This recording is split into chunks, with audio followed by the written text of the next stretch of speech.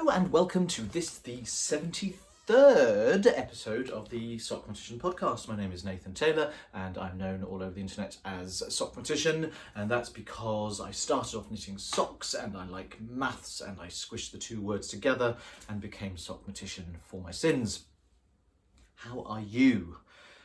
It's blooming cold today. It is, what day is it today? It's Friday the 24th of January today. Just make sure I've got my computer screen showing what I want to show. There we go. It's 24th of January today, and it's proper January weather, isn't it? The joy, of course, of January weather is that we can wear our hand knits because we are crafters, or our hand crochets, because I don't want this to be just a knitting podcast, although I am a knitter. I have realised that I've been speaking to a lot of people who crochet recently, and although I can crochet, I'm really not very good at it. I'd quite like to give it a bit of a better go, but I just feel I've got too much bubbling around in my brain for knitting to not waste time, because it wouldn't be a waste of time at all, but to use up any of the time that I have not knitting. Particularly with the upcoming book, the ebook that I am writing at the moment. For some of you may or may not know. If you're not, if you don't, where have you been? If you do, forgive this recap, skip ahead 20 seconds. I am writing an ebook, which is going to be called Sockmatician's Double Knitted Brioche, and it is, just have a little look at my Kickstarter page. The Kickstarter is now closed. Thank you to everybody who has funded it. I am really working hard on it at the moment, even though, now this is going to sound awful, but it's quite an admission, even though I have not yet put any fingers to keys for any of the text of the book. And that's because I'm using this first couple of months of the year to practice, tweak, experiment, play, design as well, because there are going to be 11 patterns in the book. 11 brand new patterns in the book, and I did my hair this morning, not quite sure I'm happy with it. Now, some people have said to me, in fact, my good friend Janice, hello Janice, said to me, Nathan, 11 patterns, that's a lot in a technique book. And you're right, Janice, you're right, it is. And anyone else who thinks it is as well. I'm sure no one will complain, but I've certainly set myself up with a large task there. The reason for it is, this is kind of new. I don't for a second think I'm the only person in the world who's ever done it. There's a couple of people at the moment who I want to chat to and see, who I know are doing some stuff in a possibly the same vein or similar field, and I'd love to chat to them and work out if we are working on the same stuff, because if so, we should definitely be pooling our resources, because this stuff is so exciting. It seems silly for anyone to try and feel proprietorial about it. It's not what it is at all, and leads me back on to 11 patterns in the book. I have been figuring out this stuff for the last 5 or 6 years, and now is the time to put it out there. The reason I want to put it out there is because it's versatile, it's brilliant, and it's fantastic. I'll show you some examples in a minute when I get to what I've been working on, because then I can show you some actual stuff. I don't want to muddy the water with this as if this podcast has ever had any kind of structure to it in the past. Anyway, but I'll show you in a minute. So it's really versatile, it's really flexible, and it's a really exciting way of bringing a knitability to brioche, which I know a lot of people struggle with the idea of brioche. For anybody who is thinking, well, I'd like to get your book, Nathan, because I like your work, but I have never done any brioche before, don't worry, it's not about brioche, it's double knitted brioche. And the clue is in those first two words, because it's very much part of the double knitting technique and family rather than the brioche family. It looks very similar. The structure of the pattern, the structure of the fabric it creates is actually slightly different from traditional brioche. So it's not brioche at all, really. It's double knitted brioche. It's something different, and it gives a knitability to it because it's a lot simpler. There's only one row to worry about rather than four. there's only, everything is worked in one pass, so every row is complete when you get from one side to the other. There's no needing to slide back and work the other row. It's just like double knitting in that respect. And also, just like double knitting, it gives it a complete 100% reversibility, and I am so excited to be sharing it. So why 11 patterns? Because, to my knowledge, no one else is doing it the same way that I am. That may not be true, and I absolutely would relish the idea to chat to someone else about it who understands it in the way that I do. But there just aren't really any patterns out there for it. I've got a couple already, spoiler alert, which many people have worked with, so I don't know if someone's taken any ideas from that and worked on their own stuff, or whether people have developed this independently. But regardless, there's not much of it out there, if anything. So, and I know as well that over the last 8 years maybe, since brioche has become quite the enfant terrible, no, I suppose that's me, isn't it? The stitch du décade. I don't know what the French word for decade is, I'm so sorry. It is very definitely a very popular stitch, but I know a lot of people struggle with it, and have spent plenty of time learning how to do it. So the last thing I want is for anybody to say, well, okay, it kind of looks a bit like brioche. I've spent all this time learning brioche. Why would I have to relearn something different? So in order to prove what it can do, I want to have some amazing patterns out there, and I want to have them enough to make it worthwhile people wanting to relearn or learn something new, because it's a completely different process. I think it's a lot easier, but I can completely understand if anybody thinks, I've already spent time learning it, it looks kind of similar, what? So that's up to you anyway. So I've been spending all of my time recently knitting and designing and cogitating and ruminating and pondering and frustrating and getting frustrated and getting grumpy and ripping things out and doing all kinds of things which have really taken up most of my time. But I have a quick roundup of other things first of all. I went to my friend Abby and my friends Abby and Ian's son Wilfred's baptism at the weekend. I'm going to restructure that sentence. I went to the baptism of Wilfred, who is the son of my friends Abby and Ian. That's so much more elegant, isn't it? That's rubbish. All of those possessive pronouns, really. They weren't even pronouns. What I'm talking about, all those possessive denotations. I'm tired. And I had a really lovely time. Abby now I'm going to get this wrong, and if you're watching, she's a knitter. You all know Abby. You've all met Abby from sitting, I was going to say right here, but not even on this sofa, but where we used to live. Abby has been a guest on this podcast a couple of times, and I'm hoping she'll come back. Abby, are you coming back? She's busy. She's got a 9-month-old child who is called Wilfred. There you go, look at that. I've just completely given the game away and spoiled the telling of the nice news to anyone who knows Abby and remembers her. Sorry, I did that really badly.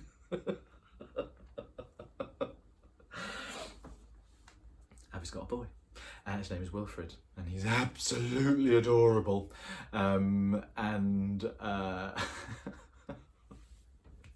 Went to the baptism.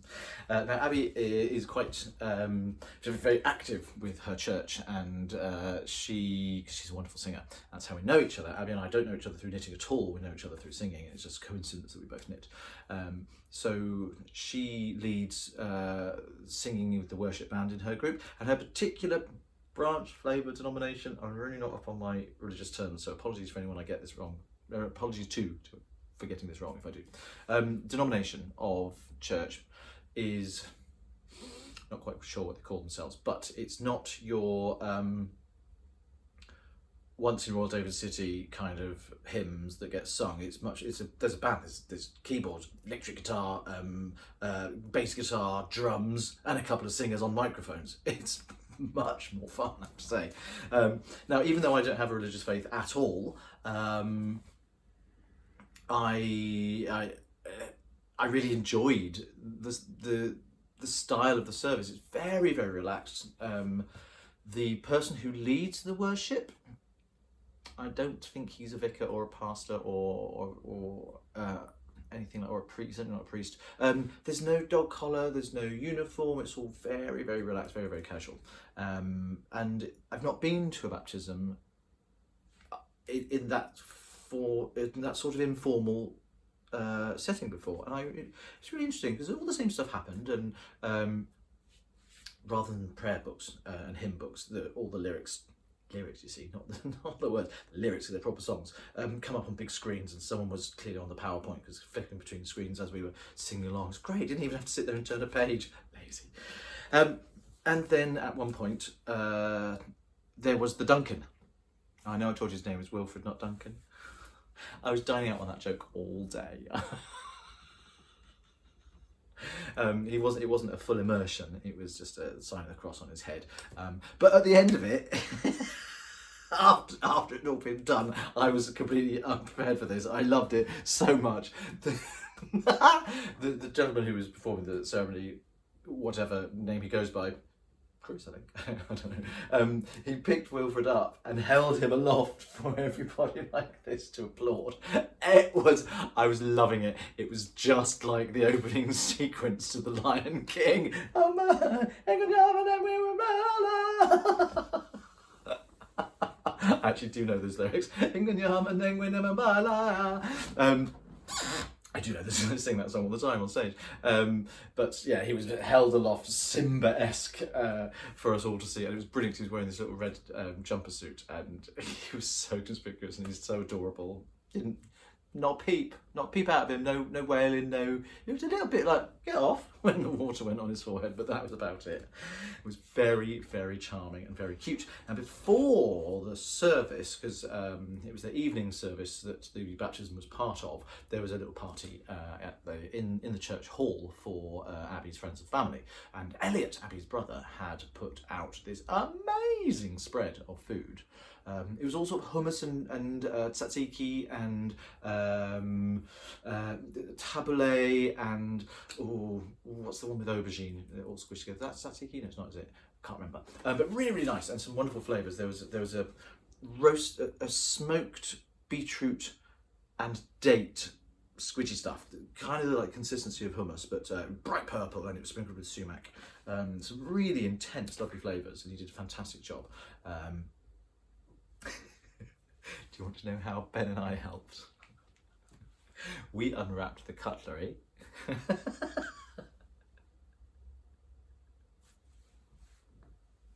And we wrapped it up in napkins. I'm so proud of that. That's what a good friend I am. If you have a party and you need someone to wrap up your cutlery in brightly coloured napkins, I'm your man. As long as I can bring my husband who did half of it. And then, then this week, as I said, has mostly been about the knitting. I met up with my lovely friend John. In fact, funny enough, John is one of the West Enders who I sing with, and that's the show in which I sing The Circle of Life. It's all good, it's all in there. I found out what it means the other day. It means, here comes a lion, here comes a tiger. Right? Have I got that right? So don't write in. Let me know if I'm wrong, but don't have a go. Not too best. And John and I haven't seen each other for a little while. I haven't sung with the West Enders for ages because I'm their sort of apocalypse go-to guy. There's quite a team of the boys who rotate around in the West Enders, and much as I love doing the shows with them, I really enjoy it. It's this great chance to just sort of stand on stage and belt out all the big hits from all the great shows. It's fantastic. Really fun to do, and a lovely bunch of people. John's one of sort of the original members and the stalwarts, but there's a group of us as well who sort of swing in and out as and when availability dictates. And I'm the youngest serving member, so the least amount of time in, so they only come to me when no one else can do it. I know my place. else have I been up to? That's sort of it, really. But I'm really excited. We've only just booked it. Ben and I are going to Iceland. Iceland, as in Iceland. We're going to Reykjavik for 5 days. We've got really good flight deal, really cheap, and we are going to stay with some friends of ours who live there. And okay, so here's the story. A long time ago, long time ago, I was in the Rocky Horror Show, and I did various tours of it and various incarnations and iterations of it, and we toured around.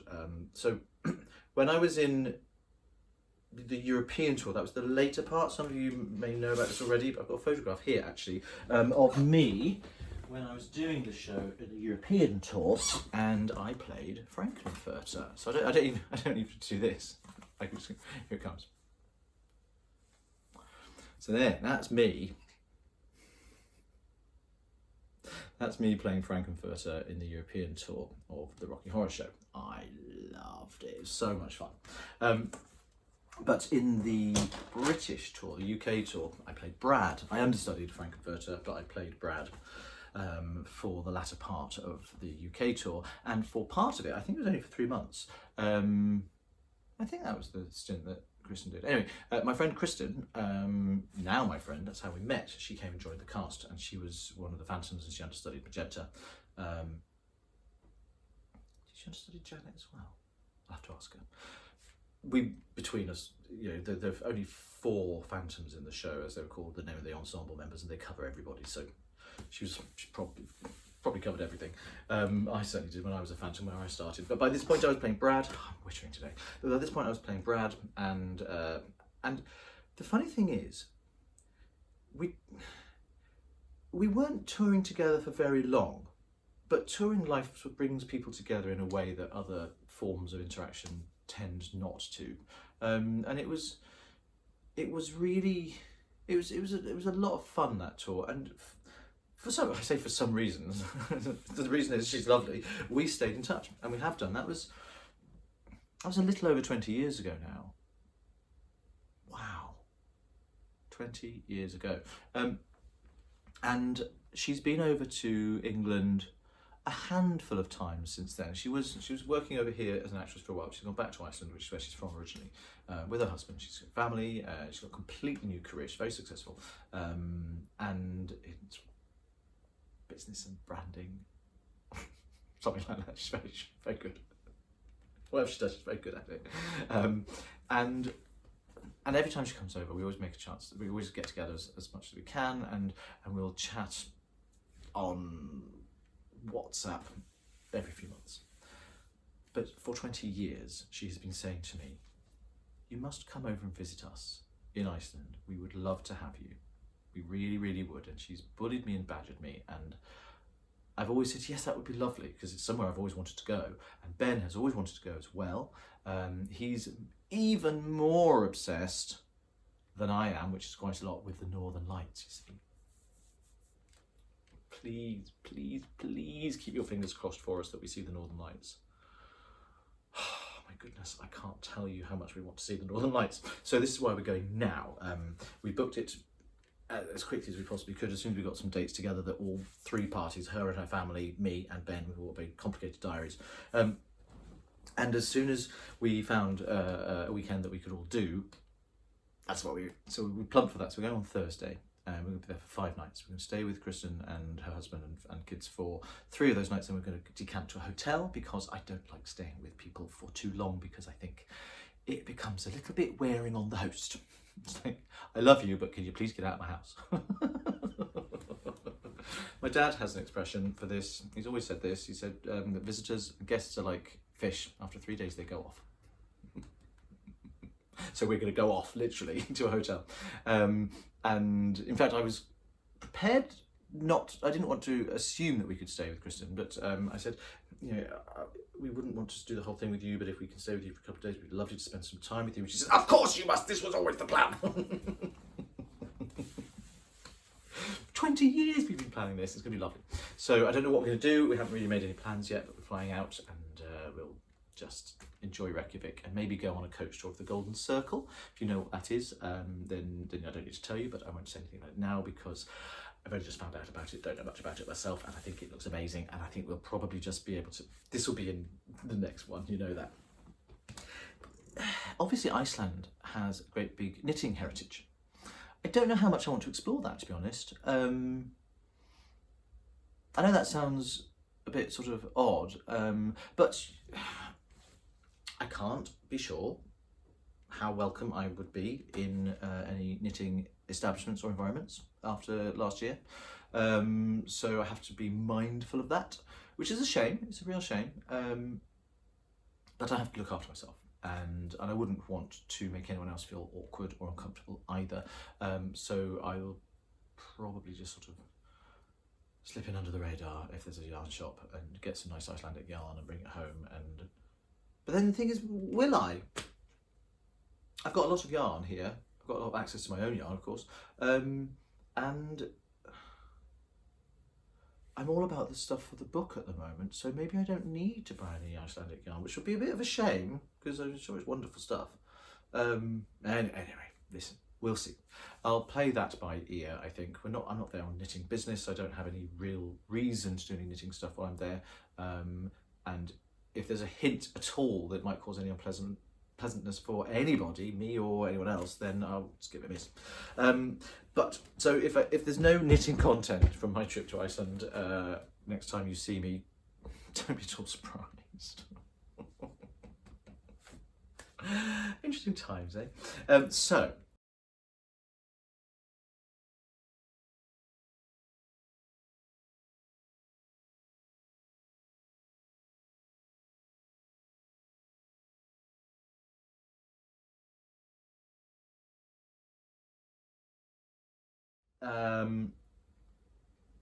Okay, so I probably should address the elephant in the room.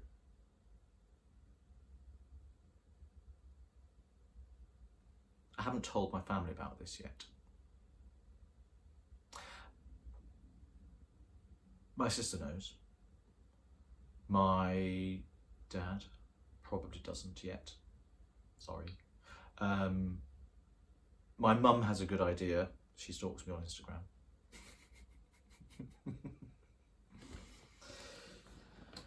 Some of you may notice I have got a little addition to my face. Look at that.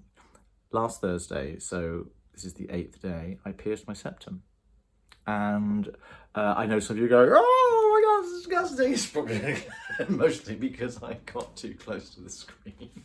Sorry, I won't do that again. But do you know, it's something that I have wanted to do, or at least been interested in the idea of doing for some time.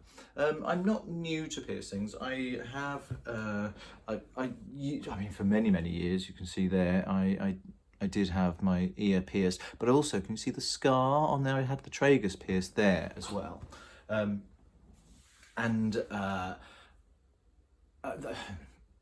don't think I could get a ring through there anymore, and I certainly couldn't with that one. The tragus, unfortunately, didn't last. It didn't heal very well. I tried healing it over a period of about 12 months, and it wasn't happy.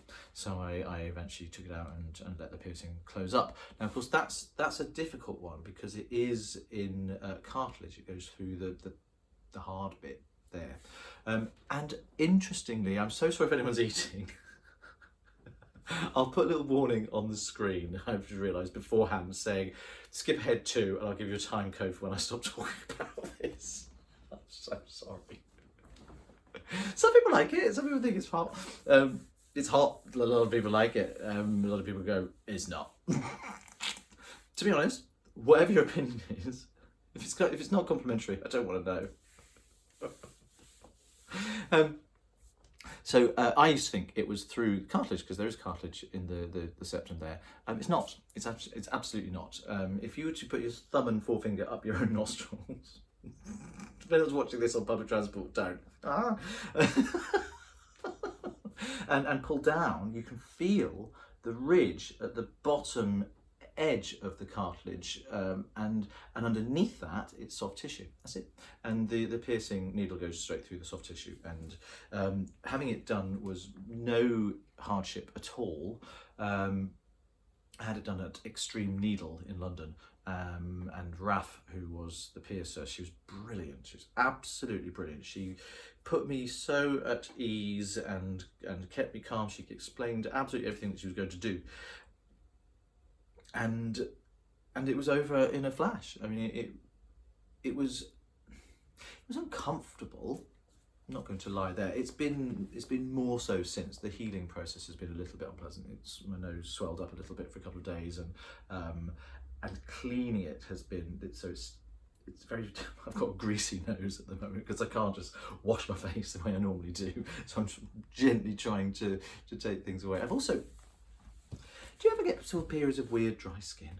I've had this weird patch. You see the little pink mark there on my forehead? I'm moisturising as much as I can. So this is why I'm shiny. Partly because I'm moisturising a couple of dry patches on my skin. Don't know why. It's almost like puberty all over again. But mostly because I can't just wash my face because I'm healing a piercing. While we're on the subject, some of you may have noticed that I do have actually a new tattoo that I've never spoken about on here or on Instagram. It's been visible, but I've never spoken about it before. And it's on my arm. And there it is. Can you see that? Can you see what it is? There we are. That red mark there is part of it.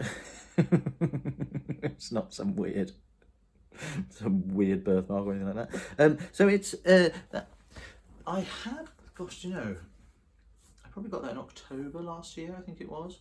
I'll check. And clearly it's a road sign. It's a British road sign in terms of the colour and the orientation. And that way up, you can see exactly what it is. It's an exclamation mark inside a red triangle. And that means caution. So you see that on the side of the road. If you're not a driver, you won't necessarily be familiar with it, but you see it on the side of the road, meaning look out. Maybe a hidden dip, or there may be an entrance or a sharp bend or something like that. And I have it there for lots of reasons, really. It's a reminder that it's partly a knee-jerk to the events of last year, but not really. But it's certainly a reminder that life can be a very dangerous business, so best proceed with caution. But because of the jaunty angle it's at, and I really like the fact that it's not upright, to you anyway, but to me it is. As I look down on it, I'm looking directly from here, and I see it the right way up. But it's also because of the jaunty angle, it's like it's just been sort of casually tossed aside. So it's a reminder that even though life can be a dangerous business and is best proceed towards with caution, it's a reminder sometimes it's best to just throw caution to the wind. It's really important, I think, that we can't live our lives surrounded by fear. Too many people want us to do that. Too many people want to use fear to get us to do things that they want us to do rather than what we want to do. And I think sometimes you throw caution to the wind. You have to. It's also, if you can see, the frame around it is all broken up and distressed. And that's very, very deliberate. It's a reminder that nothing is permanent. The good and the bad, this too shall pass, kind of thing. And I love it. I absolutely love it. And it's there, and it's bold, and it's strong, and it's determined, and it's beautiful. And that's my stomach rumbling. If you can hear it, I haven't eaten for a few hours. I thought I wouldn't eat before the podcast so I don't burp.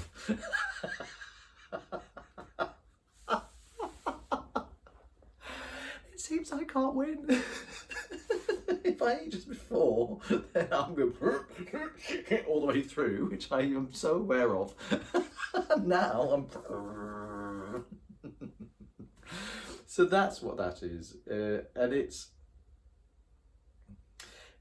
there's another reason why it's there as well. And that is, live every moment as if it's followed by an exclamation mark. Mel Brooks summed this up when he was talking about the producer's film, the original film when it first came out, and someone in an interview asked him if he was worried about the response it might get because it was a bit risque. And he said, if you're going to step up to the bell, ring it or don't step up. And I love that. So whatever you do, do it like it's followed by an exclamation mark. And throw caution to the wind whenever you possibly can. So those are my new additions. And talking of new additions as well, I would just like to thank everybody for the feedback and the response I've had to my last film. So not episode 72, but the one that came since that, My HIV Story. Thank you so much. It's been really, really wonderful to read through people's comments. It's the first time I have opened comments on my YouTube since last year, and it's been really lovely. Thank you. It's nice to know that the film is touching people in the way that I intended it to reach them. It's lovely that people are letting me know that it has made a difference to them. It is always extraordinarily painfully beautiful when people share their own sad stories of how they've been touched by HIV and AIDS and the problems that those things can cause. But it's much more heartening to know how people are learning so much more about HIV. And it's only through advocacy like this, it's only through advocacy that that people will learn that we can break down the barriers of stigma and not be governed by fear. You know, there we are. We mustn't be governed by fear. So thank you for that. I wasn't going to mention this, but I think I should. So that story, My HIV Story, was originally written to go into Making Stories magazine. Originally they loved it, and I wrote it last April actually, and it was delivered, and Hannah-Lisa Haffenkamp, the editor of the magazine, told me it was overly long. I'd written an article that was much longer than they'd asked for, and I said, I will edit it down, but I want you to read it in its entirety first because it's really come from the heart. And she said, damn it, Nathan, we're not going to edit out a single word of your beautiful story. We're going to publish it exactly as it is. Thank you so much for giving us the privilege of being able to publish it. A couple of months later, when I became public enemy #1 in the knitting world, they withdrew the article from the issue, but instead of just sort of taking it out and replacing it, they chose to be a little bit more malicious than that, unfortunately, and they left the space in the magazine that it would have taken up blank. They've put stickers on the front cover over where my name was or would have been, and added in an editor's letter about why they'd taken such a stance and why my actions, which they later have been given all the information about that just were not true, that my actions were so at odds with their core values as an organisation. They also, apparently, I don't know if they have, I'm sure they have donated the same amount of percentage of space that my article would have taken up, the same percentage of the revenue from that issue to an anti-racism charity. And they even suggested that I should donate my writer's fee for writing it to the same organisation, which they would happily do on my behalf. Well, I haven't done that. I haven't allowed them to do that.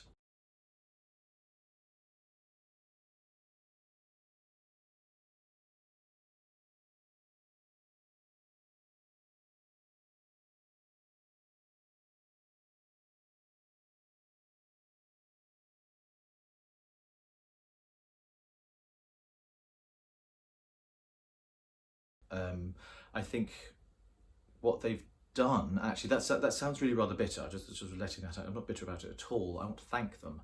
So Hannah-Lisa, I'm saying this now, thank you very much, actually, because without the dialogue that we had prior, that article would never have been written. That's absolutely the case. So thank you for giving me that opportunity. As well, thank you for giving it back to me, because by initially I was angry that you'd pulled it out of the magazine, not because of my own wish to have it published, but because of what it represents and the messages within it were so important. I really desperately wanted the magazine's readership to be able to hear that and learn that and be able to read it from somebody within their industry. And that was taken away. So every time, I never turn that off. So I still think I am grateful for being able to tell. If you hadn't pulled it the way you did, I wouldn't have been able to tell the story in my way, and I think it's much more effective this way. So I think it's worked out really rather well. Excuse me, I know how to turn this off. I've recently discovered that I can do it from here and not have to go around there and do it. Done. So it's a real shame that it had to go that way. It's a real shame that things had to get that nasty. It's a real shame that even though they were given the full facts of what really happened, they still chose to go ahead with that. But I think that says more about them than it does about me anyway. But as I say, it gave me the opportunity to tell the story in the way that I really wanted to, and it has reached so many people, and has really, really made a difference to a lot of people's lives, which I couldn't be more proud of. So thank you, Making Stories, or as I like to call them, Making Up Stories. I get in trouble with that one. I don't care. So moving on then, what have I been doing? Last time you saw me doing, I think you saw the little swatch with the black and the grey, and sorry, the navy and the grey, and the little swatch of light coloured Intarsia on it. Well, I can't remember if I've shown this, but I working on that, and here's the thing. Okay, so here's the thing. I've actually decided not to use the Intarsia version of this moon phase scarf. Do you remember I was talking about having a moon phase scarf? I showed the hat that I'd made for my friend Rayleigh and said that had catalysed this. Well, I'm still working on that. But I was originally going to put the Intarsia sections for the faces of the moon, so they would show up against the dark night sky. And it looks like this. I mean, I just pulled off some stitches. Hang on. It is rather arresting, and close enough. It's arresting and it's lovely. There's some stuff that needed to be tidied up here. I wasn't quite doing it right, but then from here on upwards you can see nice transitions there. It's something I'm working on, and on the back it looks obviously the colours are reversed all the way around, and still some issues here, you see. So, and it's okay this side. So I'm not happy yet with how to work out the Intarsia. I've decided not to use that for the book. Why? Because, and it's a very good reason actually, it's a reason that makes a lot of technical sense. The double knitting lends itself quite well to Intarsia, and Intarsia that is reversible, which was ordinary Intarsia is not. You can always see the either floats or the zigzags or the twists on the back. But that's okay for a one-sided piece of fabric, like a sweater or something like that. In double knitting, where there are no wrong sides, or rather, where I only sort of really started looking at this, where there are two wrong sides, but they're just hidden on the inside. This is a rather nice way of looking at it. So here's the outside looking lovely, and here's the inside looking a bit grubby and horrid because I've got jam all over my fingers from eating my tea. And if you put the two wrong sides together, they're hidden inside like that. So with double knitting and Intarsia, you can get all the twists hidden on the inside and make it look beautiful on both sides. It's doable. But that's double knitting, and this is not a double knitting book. This is a double knitted brioche book. So can you do it with double knitted brioche? Well, you can't actually, because although double knitted brioche is a two-sided and reversible fabric, it absolutely is, unlike double knitting, with double knitting you don't see, from looking at one side, you don't see anything of the other side of the fabric. You only see that when you turn it over. And that's so all of these stitches are hidden by these stitches. Does that make sense?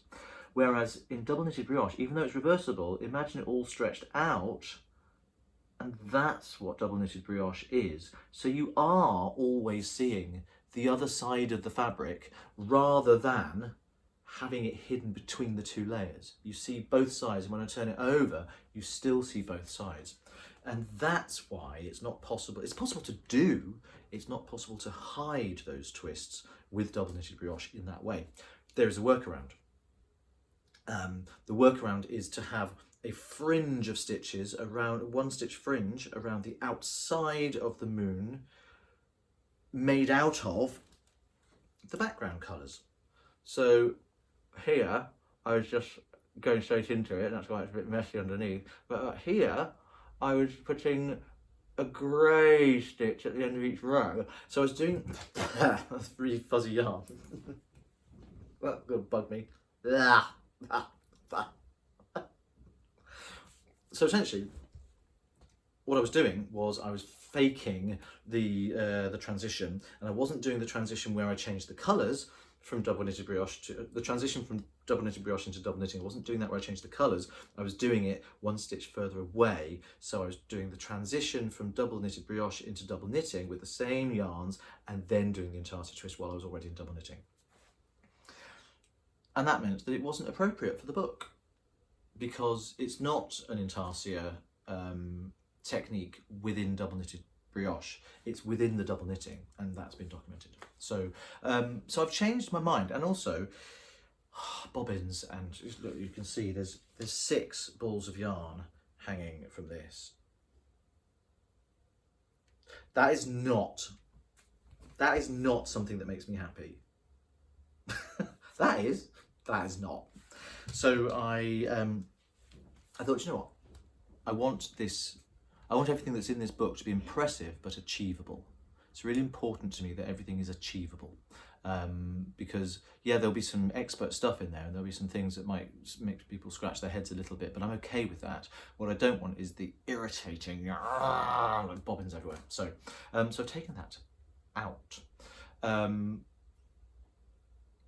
But what I have done is I've kept the same pattern and the same charts. I've got charts here somewhere. Oh, it's here. So there's going to be 9 moon phases. And they're going to be scattered along this, not scattered, placed. There's no scattering. Everything is carefully planned, obviously. That's a lie. I've got something down here which proves I don't necessarily plan things at all. Sometimes I do. This one I did. So what I've done is I'm just going to now use the same 2 colours. And actually, I've taken the rather unusual decision not to use 2 highly contrasting yarns. So 2 highly contrasting yarns, like the Sanka scarf here, could have had that kind of effect going on. No, I've decided to stick with the 2 colours of yarn that I was going to be using for the sky, the background, because I'd already done the fringe, and I thought, beautiful. So this is done with my own yarns. This is the new DK weight version of the Sockmatician edition yarn, and it's the darkest of the 2 colours actually. Is the dark blue is called Bruton, and it's very lovely midnight sky blue, and the dark grey is called Delavery. So dark grey and the blue, and I'm using that so that the moon faces will be in exactly the same colours as the rest of the sky. And I've done the first 2, and it looks like this. Look at that. Isn't that so much fun? So there's a false fringe at the end of the scarf, which people have seen from Instagram as well. False fringe, and that's done. I belch as well when I'm hungry, it seems. And that's done with syncopated brioche. As you can see, the knit stitches in the grey here suddenly go in between the blue knit stitches of the blue there. The blue knit stitches of the blue, you know what I mean? So that's a syncopated brioche faux fringe. That's one little technique which is very, very simple to do and very easily mastered. And then it's using pure double knitting as the background for these lovely moon phases, and I've done the first 2 there, as you can see. So if I turn it over, then you're going to get the light moon and the shadow just impinging on it there. On this side, you've got the dark moon, the new moon, and just the sliverest, tiniest sliver of a moon that's coming that way. And it is sliver, for everybody who might be a bit unaware of this word. It is sliver, It really is sliver. It's not slither, that's what snakes do. It is a V, I promise you, sliver. Sliver of moon there, but isn't it gorgeous? This yarn, it's so delicious to work with. It is the Sockmatician edition DK weight yarn, as I say, in Bruton and Delavery. It's possum, it's alpaca, and it's merino, and it's so lovely. What's really nice about it is the stitch definition. It's so crisp and so fabulous, but look how that comes apart. So we've got the lovely brioche rib around the outside, and then we've got the flat, beautiful panels of the double knitted brioche, which gives you this one. It makes it stand out. Even you see, it even makes the black stand out there because the black is blacker than the ribbed black around the outside. I think it works really well. It would work, and again there, the blue of the sliver of the moon shows really nicely there. It would work brilliantly as well with high contrast colours. So for example, if you were to have done it in baker and milk or something like that, this is the 4-ply, but you know what I mean. This is my footstool. I'll show you. This is the footstool, and in my footstool, all my yarn. That's the footstool that I sit with here, and push it all in so it doesn't get too crushed. There we go. And I just sit here with my feet up on it, and I'm very comfortable knowing that I've got a treasure trove at my feet of wonderful yarn should I need it. So this is, I'm so excited. It's such a quick knit as well. There are only 20 pairs of stitches across the row. When you're in brioche, the stitch count does change when you get into here, because double knitting has a very different stitch width gauge than double knitted brioche. So you do double up the stitches so that it doesn't. Otherwise, it would just it draw in like that when you got to the double knitting sections, and I don't want that. I want it to be. See, there's absolutely no change of gauge at all. Beautiful. So I wanted that to be as consistent and uniform as possible. So what's that? A bit of fluff on the floor. Hardwood floors, they get dust bunnies. So there, it's lovely. So yeah, it would look really nice with high contrast colours, but I wanted to do something that was deliberately a little bit more muted, a little bit more subdued. This is the kind of thing, I'm hoping that this will make it the perfect unisex pattern actually, because moons, because of the symbolism of the lunar goddess, moon phases are often celebrated as a very feminine thing. But if you want to knit something that you'll enjoy knitting, maybe for a man in your life who doesn't like big, bright, contrasty colours, then you can do something like this where it's muted and fabulous for the non-knitting men in your life, you know, not people like me who love bright colours, obviously. And then you can just kill both birds with the same scarf. It's one heavy scarf. So, so far, I'm coming to the end of the first ball of each colour, so I've only got a few rows left of this before I have to change balls. So this is the first ball of each, and I've done nearly 2 feet. There are 9 moon phases in all, so it's going to be a nice long scarf. I will be putting instructions into the scarf pattern in the book just so that you can squish them together if you don't want a scarf that's quite so long. I'm going to have them spaced out because I do love the scarf that wraps around. It's so lovely to work with. Double knitted brioche is so quick. I promise you, less than 24 hours ago, I was here. So when you last saw it on Instagram, I hadn't touched it since then. I've done that last evening and today. It really doesn't take long, about 18 inches in a day. That's quite some lick to be going at, but it's so easy, and it's really simple because a lot of it is just plain brioche rib.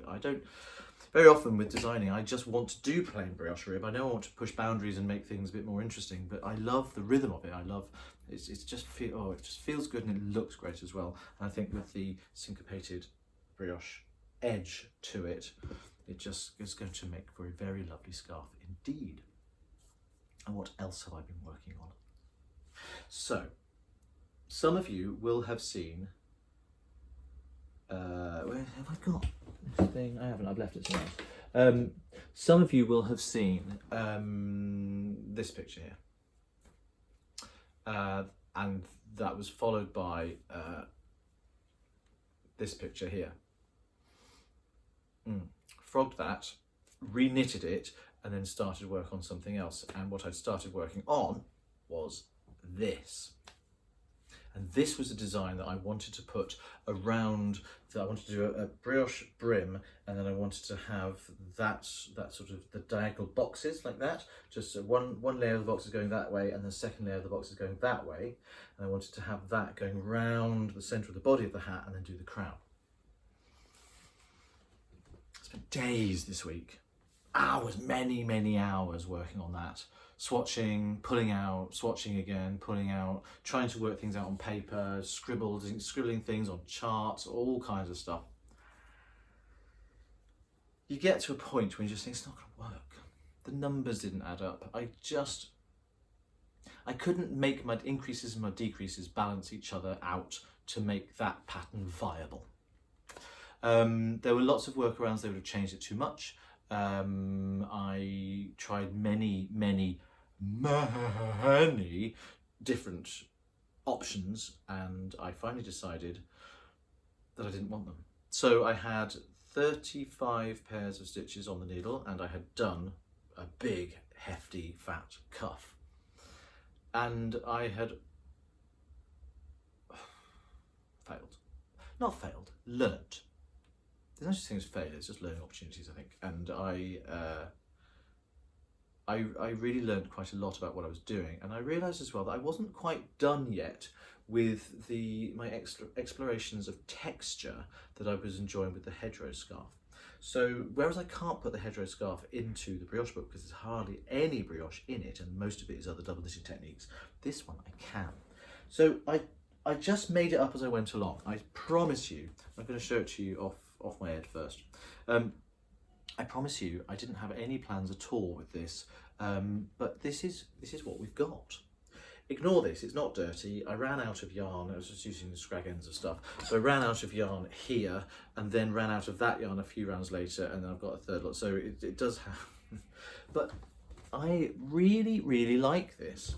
So we've got this very long brioche brim. Now I'm going to re-knit this hat. I'm going to knit it in my yarn because I think the colours will be something I really much warmer than I want, although this is great fun and I love this hat and I will wear it a lot. This won't be the finished design. I want to have a slightly shorter brim because rolling this up like this, it tends to hide what's going on up there. So slightly shorter brim, but again, that's up to the wearer. You can do it whatever you like. You can do it with no brim at all if you wanted to, and just sort of have it cut off there. In which case, you get a hat which would look a little bit like that. That'd be rather nice as well, wouldn't it? But so we've got this. Where are we? So we've got the double knitted brioche brim or cuff, and then this wonderful zigzag. I really love that, leading to some nice lacy holes. You see that little lacy texture and structure just above that. I chose to use yarn overs as the increases there to balance the decreases that were sending these lines diagonally across there. And then this texture is a marled garter stitch. So it's inspired by the marl aisle technique by Anna Maltz, Sweater Spotter. But it's not marl aisle because there's no fair isle aspect to it, because what I've been doing is going from marled garter stitches, just holding two strands, both colours together and knitting one row and then purling the next. I'm working the round. That's why it's garter stitched that way. But then you can break those pairs easily, those sort of double stitches, into a pair of stitches and make them double knitting, and so that's what's going on here with this. And then back into garter stitch. Garter stitch has got almost invisible decreases to get to the crown and a little bumhole bind off in the middle. But because it's double knitting and because it's double knitted brioche, this hat is completely reversible. I'll show you. So look, it's a wide white stripes with a blue stripe in the middle and blue facing you on the brioche. Very different. White facing on the brioche and wide blue stripes there with a white stripe in the middle. So very different. And I do like it a lot. It is a little overgenerous in size, really. I would probably, I suppose I could wear it like that, I guess. Wear it off the head. I could do that. That doesn't look too ridiculous, does it? So there we go. That's what you got, and that's what you're looking at. And if I bring it to about there like that, or I can, if I want to, wear it with a much deeper cuff like that. It's really, really cozy. It's really, really warm, and this room is rather warm as well, so I'm not going to keep it on for too long, but I love it. And then, of course, you can turn it inside out and cuff it that way. What happens if I cuff it inside? Is that a wearable look? I guess it would be. It's nice and warm still, and you'd see everything without... Hold on a second, hold the phone. Oh, now that might be it for me. That might be what I'd be looking for. That's lovely, isn't it? I'd even that up a bit, but that looks great. Oh, I've never thought of that.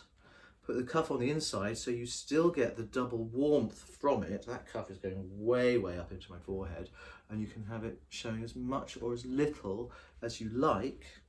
And there we are. Oh, that's it. That is how I'm wearing this hat from now on. Oh, I love that. Oh. Look at that. It looks so cozy. What I love about this hat is the transitions from one texture to another. So you've got, and yet they're all drawn together into a cohesive lot by this zigzag, which is parallel for each one. It took me a while to work out the maths for that, I tell you, because the stitch number for the double knitting is different from the stitch number for the garter stitch, which is completely different from the stitch number for the brioche. But that works really, really well. Oh, I like that a lot. Maybe I'll keep that long brim just like that. See which way I like it the best. I'm going to turn it inside out. This is like designing on the fly. Live on the podcast. You saw it here first. You saw it here first because I hadn't even thought about it. Look at that. Oh, maybe that's my favourite. I don't know.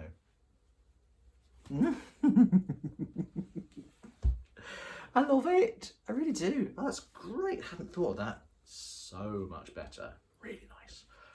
Oh, yeah, well, I love it when something like that happens. So this hat will be going into the book, but I'm going to change a few bits and pieces. I'm going to make these ratios not quite right for me. I want to change the width of these stripes, and the marled garter stitch, I'm going to do something else there. It will be a marling of sorts, so it'll be the same sort of technique, but I'm going to try and play with some different textures there and see what that gives us. And the colours I've chosen to do it in are in my own range. So I'll be doing this in the DK weight, but this is the 4-ply just to show you. I'm using the same dark grey as with the scarf. I'm going to be doing it with the orange. I'm going to pair those two together there.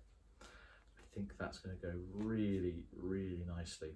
If I've got time, I may knit a second one with these two colours that I showed you just now, the milk and the baker. It would look gorgeous in any of the two. I've got so many here. Just like, so lovely. Oh, even the yellow and the pink. Ooh. In my little stash down there. So that is what I've been doing, and that's what I've been up to. I've also been binge watching Prison Break while I've been knitting, but I've also, this podcast probably looks a little bit different. Certainly the text and things will look different because I've stopped using iMovie. What? I've signed up for a subscription for Adobe Premiere Pro because I wanted to do all the split screen stuff for My HIV Story, and it's going to take me a little while to get used to it, but I think it's really intuitive and it's got much more flexibility. So hopefully I'll be able to up the production values on this podcast as well over the next however. And I'm really looking forward to that. So that's me done. That is me finished for this week. I hope whatever you're doing this weekend, I hope you have a lovely time. I hope I haven't grossed you out too much with my septum piercing. I hope you've enjoyed seeing the fruits of my labours over this last little while, and I can't wait to see how it all comes together. Thank you so much for being part of my ongoing journey, and as always, while this podcast episode really is now a finished object, just remember, life is a work in progress. Just take it one stitch at a time. Lots of love. See you next time. Bye-bye.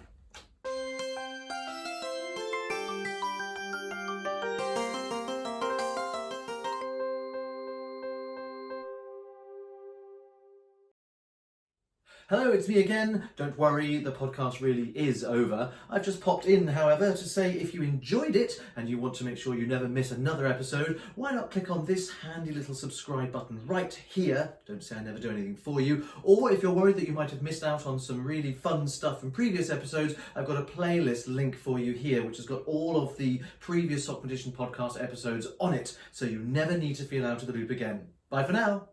Zip!